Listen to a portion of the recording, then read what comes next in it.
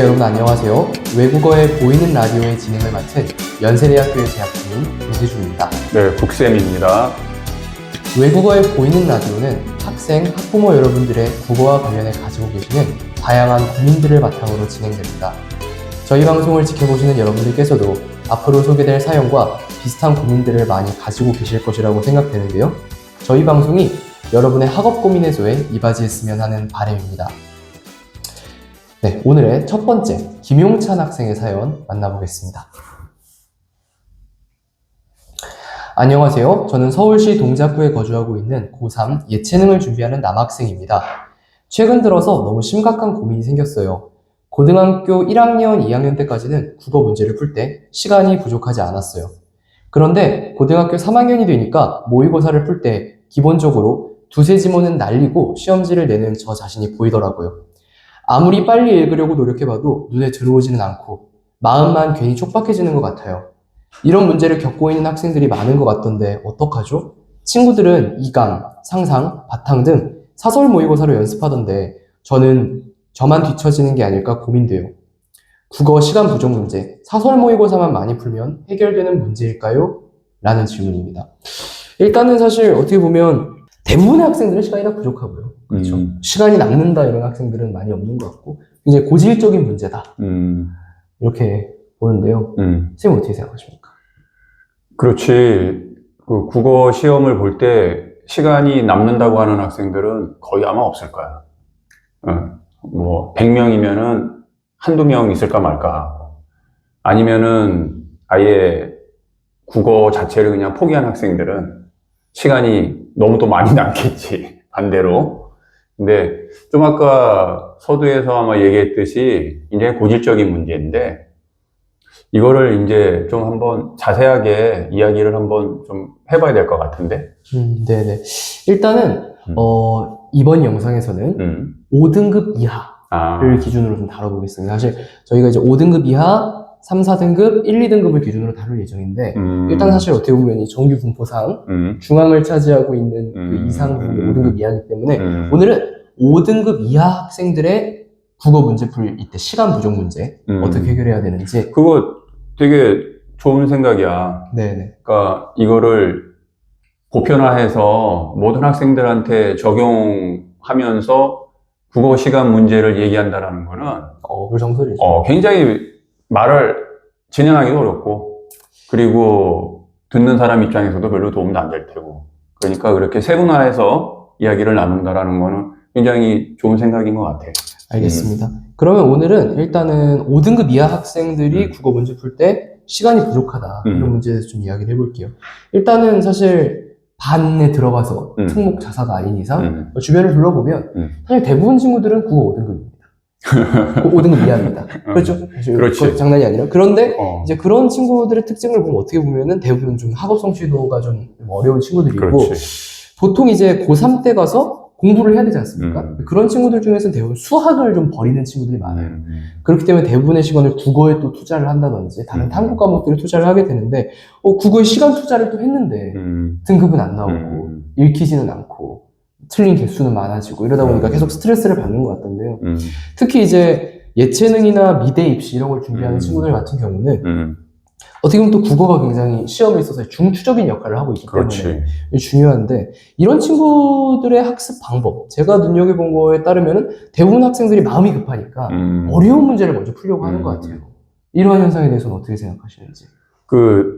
일단 첫 번째는 왜 5등급 이하의 점수가 됐을까? 이걸 한번 좀 생각해 보면 좋을 것 같아. 5등급 이하면은 대충 한 50점도 잘 안 나오는. 근데 고등학교 올라가서 시험을 봤는데 왜 5등급 이하의 성적을 받는가? 네네. 이거를 한번 좀 생각을 해보면 네네. 그러면은 그 해답을 좀 찾기에 좀 쉬운 방법이 있지 않을까? 이런 친구들은 제가 눈여겨본 바에 따르면 풀어도 틀려요. 그러니까 3, 4등급이나 1, 2등급 정도는 왜 국어 시험 못 풀었어? 어려워서 글을 못 읽었어요. 어려워서 못 읽었고 시간이 부족했어요. 이 질문 이해 안 됐어요. 이렇게 해서 틀려오는데 저도 과외를 많이 하지 않습니까? 5등급 이하를 보면은 할만한데요? 다 틀리고 이런 경우가 많은 것 같아요. 그러니까 어떻게 보면 약간 난이도나 이 수능 국어 문제라는 거에 자체가 체감을 잘 못한다. 이런 느낌이 좀 큰 것 같습니다. 나는 이 부분을 이제 어떻게 접근을 하냐면, 초등학교 때부터 시작된 문제다, 이런 생각을 해봤어. 초등학교 때부터. 초등학교 1학년 때부터. 5등급은 초등학교 때부터 축적이 되어 문제다. 그러니까 이건 이제, 그러면, 선생님 너무 좀 심한 얘기 아니십니까? 어떻게 초등학교 때까지 그거를 거슬러 올라가서 이런 말씀을 하십니까? 라고 얘기할 텐데, 왜 이런 얘기를 하냐면, 그 학부모도 그렇고 학생들도 그렇고 국어는 우리 말이기 때문에 우리말. 좀 쉽게 생각하는 경향이 있어. 네네. 왜냐하면 한글을 할 줄 알면 충분히 책을 읽을 수 있을 거다라고 생각을 하는데 아주 커다란 착각이지. 그러니까 내가 간혹 그런 얘기를 하지만 외국인이 우리말을 배울 때 한글은 쉽지만 한국어는 어렵다라는 얘기를 하거든. 한글은 쉽지만 한국어는 어렵다. 뭐 기억, 니은, 디귿, 리을. 그렇지. 이런 건 그러니까 쉬운데. 한글의 자음이나 모음이나 이런 거는 배우기가 너무 쉬워. 그런데 또 발음하는 것도 그 자음과 모음에 따라서 발음을 하면 너무 발음하기도 쉽고, 가나다라 마바사 이거를 모르는, 따라하지 못할 사람은 없거든. 그렇죠. 뭐 옛날에 세종대왕님께서도 뭐라 그러죠? 명석한 사람은 뭐 반나절 만에 깨우치고, 그렇지. 어리석한 사람도 뭐 일주일이면 깨우친다. 그러니까 그 훈민정 창제 원리를 또 우리가 살펴보면 굉장히 과학적이기도 하지만 굉장히 배우기 쉽게 만든 글자라는 거지. 그러다 보니까 한국 사람은 그거를 또 타고 나는 거잖아. 우리는 모국어를. 네. 모국어를 가지고 태어나니까 한국어는 굉장히 쉽다 생각을 하지만 실제로 그러니까 한글은 쉽지만 우리가 접하는 국어는 결코 쉽지 않다. 네. 그러다 보니까 초등학교 1학년 때부터 이거는 좀 천천히 해도 되는 그런 과목이고, 네. 영어나 수학은 상대적으로, 특히 영어, 이거는 외국어니까. 그렇죠. 그러니까 이 외국어가 아니고, 그거는 외국어지. 네. 정확한 발음에 의하면. 근데 어쨌든, 이거는 우리 말이니까 너무 쉽게 생각하다가 좀 놓치는 경우가 많다. 그러니까 선생님 말씀은 아무래도 다른 수학, 영어에 그렇지. 비해서 국어에 대한 중요도를 잘 인지 못하고 한국말이니까 그렇게 그렇지. 생각해버리고 하기 때문에 학부모님들에는 관심이 부족하고 애들 그럼. 자체도 공부 좀 등한시하고 맞는 것 같아요. 저도 지금 최근에 좀 과외 공고에다가 이제 국어랑 영어를 같이 올려놓으면은 제일 먼저 문의오는 건 일단 영어입니다. 그렇지. 국어는 거의 없어요. 그래서 혹시 국어 할 생각 없냐고 물어보면 국어에 왜 과외를 받아야 되는지 모르겠다. 그러니까 그냥 읽으면 되는 건데 학부모님들 이렇게 생각하죠. 그렇지. 그래서 사실 그런 그 편견이라고 보기에는 네네. 좀 오류가 많은 편견이 아닌가 이런 생각이 들고, 그렇죠. 그러니까 잘못된 편견이다. 그러니까 국어는 쉽다라고 생각하는 것 자체가, 왜냐면 한글이기 때문에. 그렇죠. 쉽다고 생각하죠. 하지만 국어는 일단 우리말은 그 한자어가 한 70%에서 80%를 차지하고 있고, 그 다음에 이제 순수 그 고유어가 나머지, 그 다음에 외래어가 차지하고 있기 때문에 네. 여러 가지가 바탕이 되지 않으면 굉장히 이해하기 어려운 그런 과목으로 갈 수밖에 없기 때문에 네. 5등급 학생들 같은 경우는 중학교 때, 그리고 내가 학생들을 가르쳐 보면 중학교 때 국어를 제대로 또 공부한 학생들도 별로 없어. 네. 근데 그게 다 이렇게 쌓여서, 근데 지금 중학교 얘기를 하는데 갑자기 뭐 수능이나 이런 거 가르치는 사람이 중학교 얘기를 왜 하느냐?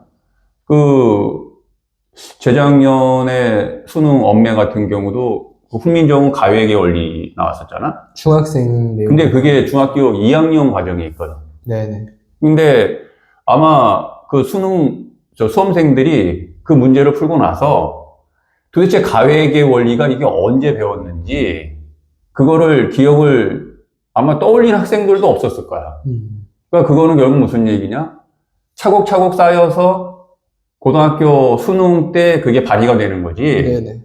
그냥 고등학교 1학년 아니면 2학년 때 문제를 많이 푼다고 해가지고 해결되는 건 아니라는 거야. 자, 그럼 알겠습니다. 하지만 일단 대부분의 학생들은 본인이 이제 5등급 이하의 성적을 받았다는 걸 보통 고등학교 때, 더 나아가서 고등학교 3학년 때 깨우치는 경우가 많단 말입니다. 대부분이야. 그렇죠. 근데 이제 뭐 타임머신을 타고 과거로 돌아갈 수도 없고, 돌아가서 나자신에게 동화책을 선물할 수도 없는 노릇이고. 국어 이렇게 좀 하면 될 것 같은데 안 되죠. 어라? 안 되네. 자, 그럼 일단은 이 친구들은 어떻게 보면 이제 뭐 암으로 따지면 이제 말기에 가까워진 건데 이런 친구들은 어떻게 해결을 해야 됩니까? 그렇지. 포기할 그러면, 수는 없지 않습니까? 그러니까, 이제, 5등급 이하인 경우, 그리고 이제 5등급 이하도, 예를 들면은, 영어나 수학은 그래도 어느 정도 나오는데, 아, 그런 경우 있습니다. 네, 맞아요. 의외로 많아. 그러니까, 영어는 뭐 예를 들면 2등급, 뭐 수학은 3등급 이렇게 나오는데, 네. 국어는 한 5등급 나오는. 제 친구 중에서도 과거에 수학은 애가 수학을 잘해요. 그러니까. 똑똑해. 그러니까 수학은 1등급, 영어는 한 2, 3등급, 국어는 막 4, 5등급 이런 애들이 있었어요. 아마 지금 이 방송을 보시면서, 아마 이렇게 땅을 치면서 막 동감하시는 분들 많으실 거야. 특히 그 학부모들이나 아니면은 학생들 중에서, 특히 대학교 지금 이미 대학교에 이미 진학한 학생들 중에서도 국어 때문에 좋은 대학을 못 갔다. 그렇죠. 국어가 발목을 잡았다. 그 발목을 잡았다라고 하는 얘기를 아마 수없이 들었을 거야, 아마. 특히 이제 정시, 수능으로 대학을 가려는 학생들 같은 경우는 국어에 의해서 발목 잡히는 경우가 굉장히 많을 것 같아요. 더군다나 1교시고. 그렇지. 그러니까 이건 여러 가지 복합적인 요인이 있는데, 이제 우리는 앞으로 이제 계속 방송을 찍을 거니까, 네. 이제 그런 걸 이제 상세하게 한번 풀어볼 건데, 근데 일단 5등급 이하가 지금 겪고 있는 이 문제는, 네.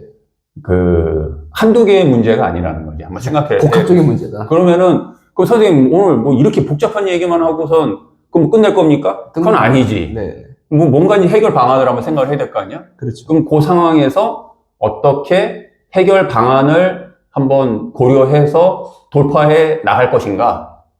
왜? 또 짧은 시간이지만 어떻게 해결할 것인가? 뜬구름 잡는 얘기만 하지 않고. 그렇지. 그거를 이제 오늘 우리는 한번 짚어봐야겠지. 알겠습니다. 자, 그러면 일단은, 자, 뭐 좀 생각을 해보면, 가장 제가 생각했을 때 왜 5등급, 50점대가 나오느냐. 제 생각에서 5등급은 보통 50점이야. 그랬는데, 생각을 해보면은, 제가 좀 이야기할 수 있는 문제 중에 하나는 어휘 문제인 것 같아요. 어휘. 애들이 왜냐면 느끼는 게, 저도 이제 과외를 하다 보면 다양한 등급대 과외를 좀 해보게 되는데, 5등급 이하 친구들의 특징을 보면은, 선지를 읽었는데, 무슨 말인지 모르는 거예요. 그러니까 자기 마음대로 막 해석을 해버리고. 대표적으로 이제 어휘 문제가 좀 두드러졌던 부분 중에 하나가, 이제 뭐, 아시는 분들은 아시겠지만, 작년 수능 말고 24학년도 수능, 문학 작품 중에 박태원의 골모간이라는 작품이 나왔습니다. 거기 보면 골모간. 이제, 골모간 30번 문제에서, 이제, 이 무덤덤한 태도라는 이야기가 나오는데요. 그 무덤덤한 태도를 많은 학생들이 겸연쩍다랑 연결지어서 맞는 선지라고 판단했더라고요. 그러니까 이런 식으로 어휘가 무슨 뜻인지 잘 모르니까 에이 맞겠지 이런 느낌으로 풀어버려서 틀린다든지. 그렇지. 그런 일들이 많습니다. 아까도 얘기했지만 국어는 아까 한자어, 그다음에 고유어, 외래어로 구성이 되어 있는데 이제 겸연쩍다라는 말은 이렇게 머리를 한번 이렇게 긁적이면서 쭈삣쭈삣 하면서 이런 상황을 겸연쩍다라고 얘기를 한 건데, 네. 무덤덤한 거는 뭐 자기한테 욕을 하든, 그렇죠. 나를 칭찬을 하든, 무덤덤하다. 아무런 관심이 없듯이, 네. 상관없듯이 이렇게 팔짱 끼고선 그런가 보다 이런 자세가 무덤덤한 거거든. 그런 게 무덤덤한 거. 근데 그런 우리 말이지만 그런 어휘가 갖고 있는 의미를 자세하게 알고 있는 것도 쉽지 않다라는 거야. 아주 좋은 예를 들어줬는데, 그래서 어휘 문제를 어떻게 이제 해결하느냐, 이런 게 이제 관건이 되겠지. 그리고 이 얘기가 나와서 얘기인데, 독서라는 거 나는 그런 생각을 하는데, 퍼즐 맞추는 거라고 생각을 해. 퍼즐 맞추는 거죠. 그러니까 퍼즐을 좋아하는 아마 친구들이 있을 거야. 뭐 직수 퍼즐. 예를 들면 500개 조각이라든지 1000개 조각 이렇게 해서 퍼즐을 맞추잖아? 근데 결국은 퍼즐이 하나하나 있을 때, 그거를 다 맞춰야지 전체 그림이 완성이 되듯이, 맞습니다. 우리 머릿속에서 결국 그 하나의 퍼즐은 나는 어휘라고 생각을 하거든. 어휘다.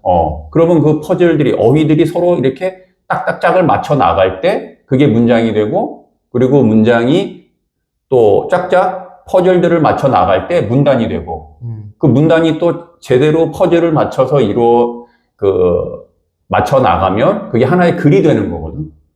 만약에 생각을 해봐. 어휘가 막 뒤죽박죽으로 섞는다 그러면은 그게 좋은 글이 될 수 있을까? 없겠죠. 균일하고 일관성 있게. 그리고 또 문제는 그 우리가 퍼즐을 맞출 때도 하나를 딱 잡아서 어디로 들어가야 되는지를 이해를 하려면 이 퍼즐을 이해를 해야 되는 거잖아. 하나. 그렇죠. 전체 그 퍼즐 조각 하나를 이해를 해서 전체에다가 갖다가 맞춰주는 작업을 해야 되는데 네. 독서는 나는 똑같은 작업이다라고 생각을 하는 독서는 거지. 똑같은 작업이. 만약에 어떤 글을 읽었는데 이해가 안 된다. 퍼즐을 못 맞추고 있는 거야 지금.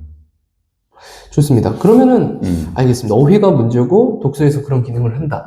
다 좋은데 도대체 어휘를 어떻게 외워야 되냐는 거예요.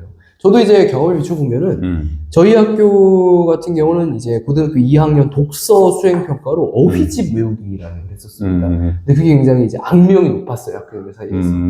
이게 무려 시험을 그때 저희가 총 8번을 봤는데 한 번에 500단어씩을 외워서 랜덤으로 20개를 냅니다. 틀릴 때마다 기말 중간 합산 점수에서 2점씩을 봤어요. 고생 많이 했네. 그러니까 이게 너무 황당한 게 어휘 문제 맞추는 게 기말고사 한 문제보다 배점이 높아요. 심지어 이게 하나까지 봐주는 것도 없어요. 20점 만점은 20점. 그 아래는 18점 이렇게 까버린단 말이에요. 그러니까 이게 미치겠는 거죠. 외우긴 해야 되는데 또 이게 되게 애매한 단어들이 많아요. 그런 것들은 또 외우기가 힘들고 또 틀리면 가차없이 그거 버리고. 제가 그렇게 해서 무수히 많은 단어 500 곱하기 8하면 얼마입니까? 무려 4,000단어인데 4,000단어. 제가 그 중에서 기억나는 건 딱 하나 있습니다. 첩경이라는 단어가 있어요. 첩경. 지름길은 첩경, 지름길은 첩경. 그거 무려 4,000단어를 외웠는데 하나만, 물론 전 어휘력이 뭐 평소에 나쁘지 않았습니다만 그거밖에 기억이 안 나요.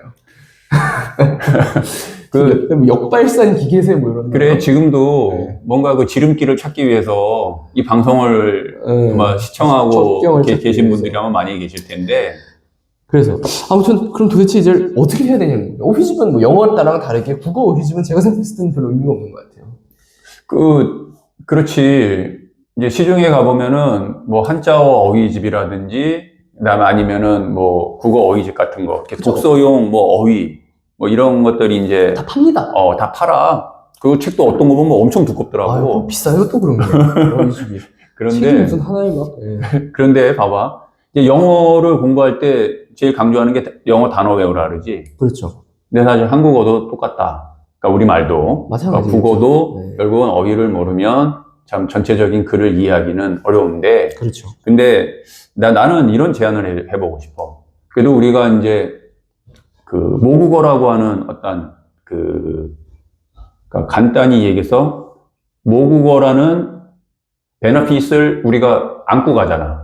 그렇죠. 어떻게 보면 그래도 우리한테는 이제 굉장한 마더텅이기 때문에. 그래 그렇죠. 마더텅이니까 그런 베너핏이 있는데 그런 거를 우리가 안고 갈 때 그러면은 적어도 우리가 그런 말들을 수없이 많이 들었기 때문에 네. 평상시에 귀를 막고 살지 않으니까 그렇죠.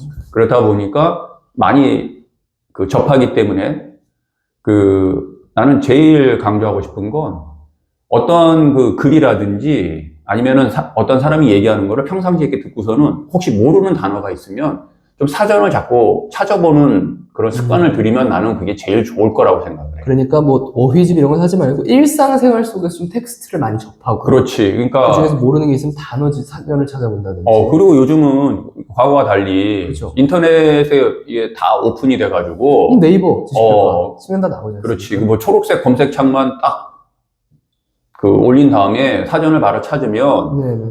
그리고 더 좋은 건 만약에 이제 고유어라든지 그다음에 우리가 평상시에 좀 쓰지 않는 그런 어휘들도 소설 안에서 소설가가 사용했던 그런 예들을 요즘은 너무 많이 실어놨어요. 그렇죠. 요새 너무 좋은 것 중에 하나가 옛날에는 그냥 단어하면 그 정의만 나왔다면은 요새는 다 연결이 외부로 얘기가 돼가지고. 사실 사전 작업 나도 옛날에 학교 다닐 때 우리 동기들 중에 사전 작업 했던 친구들 많거든. 네. 그 작업들이 다 이루어졌기 때문에 지금 그 데이터가 쌓여서 그렇게 만들어진 거야.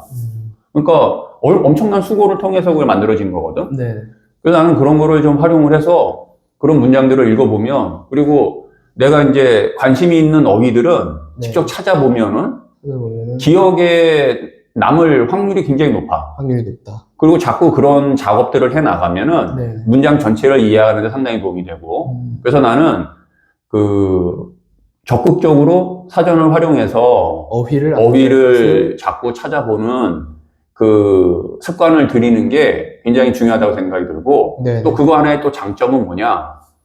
사전을 찾다 보면은 한 단어가 여러 가지의 뜻을 갖고 있는, 즉 다이어의 개념을 이해를 하기가 굉장히 좋아. 아, 그렇죠. 자동으로 문법 공부라든지 이런 거. 그렇지. 그러니까 우리가 이제 문법에서도 의미 관계에서 이제 뭐 유의어냐 다이어냐를 따지잖아. 네. 근데 그 다이어는 또 그 학생들이 많이 어려워하는 독서 지문.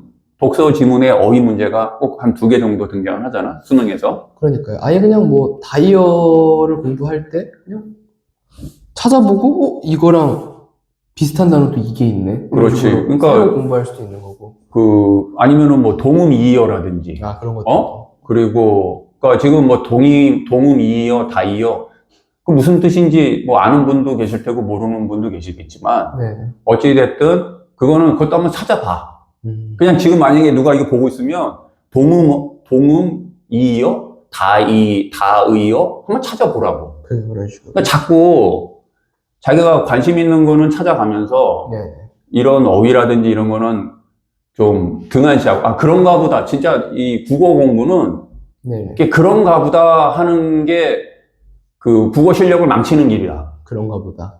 그냥, 이거 혹시 이런 뜻 아니에요? 그래서 나도 항상 물어보잖아, 학생들한테. 너 이거 무슨 뜻인지 아니? 그럼. 그냥 이런 거 아니에요? 라고 오히려 대답을 하기보다는 반문을 해. 그렇죠. 모르니까. 제가 그래서 과학생들한테 그거 진짜 하지 말라고 그랬거든요. 제가 뭐 물어보면 제가 반문하지 말라고. 왜냐면 자기가 이거 알아요, 몰라요를 명확히 알아야 공부를 하든지. 그렇죠. 모르면 모른다. 맞아. 알면 안 해. 그래서 자꾸 그 과정이 네.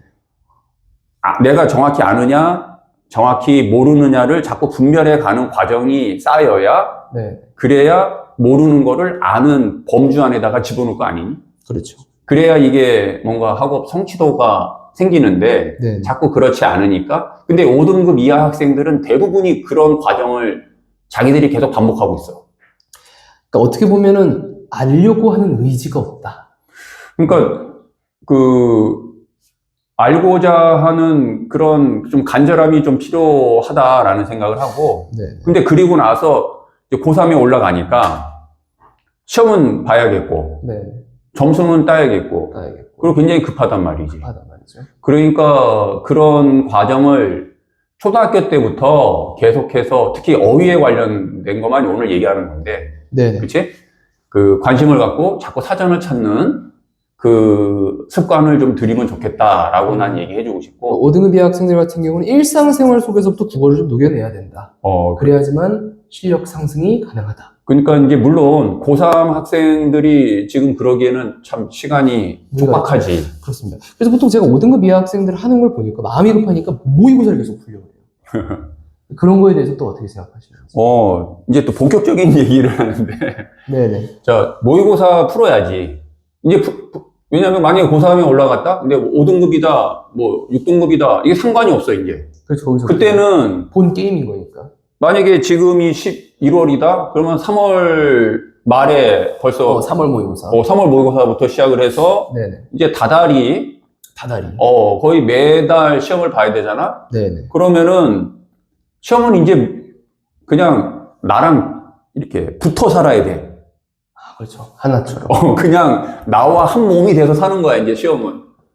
근데 이 얘기를 또 만약에 중학생이나 다른 학생들이 들으면, 아유, 나하고는 뭐 상관없는 얘기라고 생각하겠지만. 금방 옵니다. 금방 와, 금방. 정말. 지금 중3, 고1, 고2. 수험생이라는 건 금방 왔다, 금방 나간다. 금방. 할 때는 막 해봤잖아. 그렇죠. 응? 해봤는데, 전 아직까지도 솔직히 잘 체감은 안 돼요. 아침에 일어날 때마다, 정말 이게 끝난 게 맞나. 그러니까 이게 한번 들어왔다가 훅 나가는 그런 과정이라는 거지. 근데 그럼 만약에 지금 이제 본격적으로 시간이 그렇게 많지는 않은 것 같은데. 네네. 근데 앞에서 굉장히 중요한 얘기들 다 하셨어요. 그래? 그래서 사실 이 부분은 시험에 관한 부분은 어떻게 보면 3, 4등급 편에서 좀 더 본격적으로. 이거는 굉장히 중요한 문제이기 때문에. 알겠습니다. 그리고 아마 5등급 이하 학생들도 지금 내 이야기를 잘 한번 들어보고. 네네. 그 다음에 시험 볼 때 적용을 한다면. 그렇죠. 당연히 5등급 이하라 그래서 3, 4등급의 문제를 알면 안 되는 건 아니죠. 그렇지. 그리고 지금 상황에서 그 5등급 이하 학생들은 좀 어떻게 할지, 이제 그 시험에 대해서만 5등급 이하를 놓고 한번 다루면 그것도 얘기가 좀 길어질 수 있어. 알겠습니다. 어쨌든 일단 지금까지 말씀하신 내용을 좀 정리해보자면 5등급 이하 학생들은 일단은 가장 중요한 어휘가 좀 문제가 될 수 있다. 어휘적인 문제 좀 제시해 주셨고 이걸 해결하기 위해서 일상생활 속에서 좀 모르는 단어라든지 이런 것들을 찾아보려는 노력을 할 거예요. 그렇지. 그리고 지금은 이제 내가 접근한 방법은 그거였어. 그러니까 5등급 이하가 나왔다라고 하는 거는 네. 어릴 때부터 그런 또 과정을 특정이- 겪었기 때문에 그렇죠, 5등급 이하가 나온 거기 때문에 특별히 나왔다. 그 얘기라서 5등급 이하를 방지하려면 네. 일단 첫 번째는 진짜 초등학교 때부터 자꾸 그런 어휘라든지 네. 그다음에 우리말에 좀 관심을 갖는 그런 노력들이 좀 그런 필요하다. 노력들이 필요하다라는 거고 그리고 이제 본격적으로 아마 이 얘기를 해야 될 그 5등급 이하 네. 시험을 어떻게 접근하는 게 좋을지에 대해서는 네네. 아마 다음 시간에 알겠습니다. 한번 우리가 또 자세히 나누면 어떨까? 네네. 그러면은 일단 그래도 마무리 하시기 전에 간단한 공부법 정도만 좀 얘기해 볼 수 있을까요? 왜냐면 그것도 좀 문제가 있어요. 아니요. 일단 5등급 이하일 경우에는 그러니까 수능 전체 시험에서 이제 독서가 총 17문제고 문학이 총 문학이 17 17문제, 그다음에 화작이 뭐 11개, 그다음에 언매가 11개. 근데 아마 5등급 이하에서 언매를 택한 학생들은 거의 없을 거라고. 거의 없단 말이죠. 그러면 그냥 화작이라는 거를 놓고 얘기를 해보자. 화작이라는 거. 그러면은 화작에서 한 문제를 맞히든 독서에서 한 문제를 맞히든 점수는 똑같아. 똑같죠. 그런데 그걸 문제 맞추기 위해 필요한 수준은 다르다는 얘기죠. 그렇지. 근데 이제 내가 하고 싶은 얘기는 뭐냐면 5등급 이하라 그래도 일단 45문제에서 22문제는 맞출 수 있거든. 22문제잖아. 맞아요. 그렇죠. 그래서 5등급 이하는 22문제를 항상 내가 확보하고 가는 거야. 그러니까 내가 손이 닿을 수 있는 부분부터 이렇게 쌓아나가는 연습을 해야 그렇지. 된다라는 그러니까 내가 그 학생들을 쭉 가르쳐 보면 특히 5등급 이하의 학생들은 그 22개의 문제를 다 맞히지를 못해. 그러니까 지금 내가 말하는 22개라는 건 뭐냐면 난이도가 중하에 해당되는 문제들. 네, 쉬운 문제. 네, 말하자면. 그렇지. 그거는 어느 정도 공부를 좀 반복적으로 한 학생들 같은 경우는 충분히 맞힐 수 있는데 그렇죠. 그런데 그거를 놓친다 이거지. 근데 왜 놓치느냐? 전체 45문제에 그런 문제들이 어디 박혀 있는지를 몰라. 그런 거 위주로 좀 푸는 훈련들을 좀 해봐요. 그래서 평상시에 그런 문제를 위주로 풀려고 한다면 네. 나는 제일 먼저 하고 싶은 얘기는 일단 독서 이론 1번에서 3번 문제. 독서 1번에서 3번 문제. 쉬운 문제들. 쉬운 문제들. 하지만 쉬운 문제라고 해서 대충 만든 문제는 또 절대 아니라는 점을. 아무리 공부를 잘해도 독서 이론을 만약에 그러니까 모의고사를 한 10번을 봤다? 하나 정도 틀리죠. 그러면 독서 이론 1, 2, 3번을 30문제잖아 그러면? 그렇죠. 그럼 30문제를 완벽하게 다 마친 학생? 아마 찾아보기 어려울걸? 왜냐하면 시험은 시험이기 때문에. 시험은 시험이죠. 그리고 화작은 더 심하지. 그러니까 보통 5등급 이하가 화작을 택하는 이유는 일단 읽을 수는 있거든? 그렇죠. 언내처럼 공부하는 게 필요 없으니까. 왜냐하면 문법을 지금 아직까지는 뭐 몰라도 충분히 읽을 수 있다고 생각을 하는데 화작 만점은 더 힘들어. 내가 지금까지 화작 언내 만점보다는 화작 만점이 더 힘든 것 같아요. 화작 만점은 내가 찾아보기가 참 쉽지 않았어. 그런데 5등급 이하 학생이 내가 가르친 학생 중에서 화작 만점을 간 거를 몇 개월 만에 간 거를 내가 봤어. 그때 정말 걔 박수 쳐주고 싶더라고. 예. 그래서 지금 대학 잘 다니고 있는데 네네. 그래서 이제 정리를 하자면 이제 다음 시간에 다시 한번 또 우리가 자세하게 얘기를 하겠지만 좀 쉬운 문장을 좀 정확하게 읽어내는 연습을 하자. 네네. 그리고 그렇게 되면 그게 확장이 돼. 알겠습니다. 일단은 5등급 이하는 어떻게 공부해야 되느냐? 단어 열심히 공부하고 일상생활이나 이런 텍스트 같은 거 사전 잘 그렇지. 찾아보고 그 다음에 혹시 문제풀이 공부를 할 때는 독서 이론이랑 화작 중심으로 먼저 점수를 확보하는 훈련을 해라. 그렇지. 이 다음에는 좀 더 본인이 익숙한 뭐 현대문학이라든지 이런 식으로 넘어갈 수 그래서 예를 들면 이제 수험생이다 그러면은 한 달 정도는 말이야. 네네. 독서 일어나고 그 다음에 화장만 한 보름이고 계속 그거 풀어보는 거야. 그렇게 하다 보면 분명 쌓이는 것이 있고. 그런 굉장히 쌓이지. 그런데 그거 해보면 의외로 이렇게 많이 틀리지? 할 거다. 이거 분명히 내가 쉽게 생각했는데 쉽게 생각했는데. 그래서 이건 그냥 내 경험상 얘기지만 네. 그거를 따라왔던 학생들은 나중에 정말 수능 가서 좋은 결과를 내더라고. 하지만 그걸 따라하지 않고 따라오지 않았던 학생들은 마음이 앞서니까. 앞서니까 예를 들면 독서, 뭐 브레튼 우즈 이거부터 한번 해결해 보겠다. 자기가 막 달려들었다가 쉽지 않은. 결국 시간만 계속 날리고 졸리기만 하고. 그렇죠. 그러니까 마치 이게 그런 문제 같아요. 저도 이제 친구랑 같이 운동을 하지만 제 친구는 3대 운동 이런 거 지금 560kg 막 이렇게 된단 말이에요. 걔는 벤치프레스도 막 100kg, 120kg. 그렇지. 그럼 제가 그렇게 하면 어떻게 되겠습니까? 그럼 이제 병원 실려가는 거지. 병원에 실려가는 거지. 그러니까요.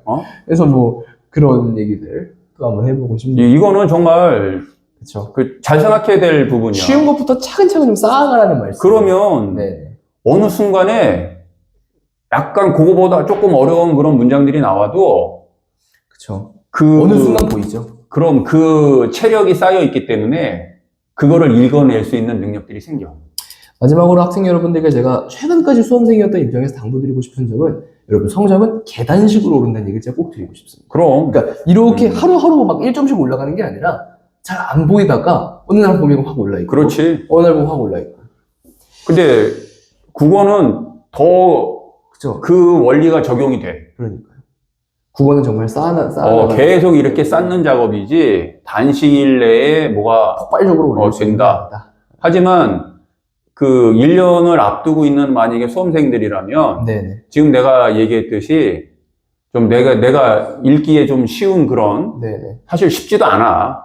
그래봤자 쉽지도 않아. 하지만 그렇죠. 독서 이론이라 그래서 문제를 막 대충 냈다거나 전혀 문제는 아닙니다. 똑같은 퀄리티고. 네가 지금 방금 전에 얘기한 그 퀄리티는 거의 대동소이하기 때문에 한 문제는 제가 몇천만 원짜리 문제들이 그러니까 잘 그렇게 읽어보고 풀어내는 그런 연습을 했으면 좋겠다. 알겠습니다. 네, 저희는 일단 오늘 5등급 이하 학생들의 국어에서의 시간 부족 문제를 좀 다뤄봤고요. 다음 영상에서는 3, 4등급 학생. 어떻게 보면 3, 4등급 학생이 또 현대 국어교육에서는 중추라고 볼 수 있지 않습니까? 그렇지. 제일 좀 국어교육에 대한 아마 생각이 많은 친구들이죠. 제일 국어를 좀 등급을 올리고 싶고, 그렇죠. 점수를 올리고 싶은 학생들이 이제 3, 4등급 학생들인데, 자. 다음 시간에는 3, 4등급 학생들의 국어 시험 때 시간 부족 문제를 한번 다뤄보도록 하겠습니다. 네, 이상 보이는 외국어 라디오의 김세준, 네, 국쌤입니다. 감사합니다.